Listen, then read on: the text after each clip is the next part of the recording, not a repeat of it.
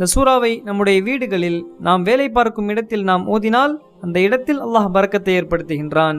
இந்த சூறாவை ஓதிய வீட்டில் சூனியத்தை விட்டும் அந்த வீட்டார்களை அல்லாஹ் பாதுகாத்து விடுகின்றான். இந்த சூரா தான் நபி ஸல்லல்லாஹு அலைஹி வஸல்லம் அவர்கள் கூறினார்கள், ஃபக்ரஉ சூரத்தல் பக்ரா, நம்முடைய வீடுகளில் பக்ரா சூறாவை ஓதுங்கள் என்று கூறினார்கள். ஃபஇன்ன அகதஹா பரக்கா, இந்த சூறாவை நம்முடைய வீடுகளில் நாம் வேலை செய்யும் இடத்தில் நாம் ஓதினால் இந்த இடத்தில் அல்லாஹ் பரக்கத்தை ஏற்படுத்துகின்றான்.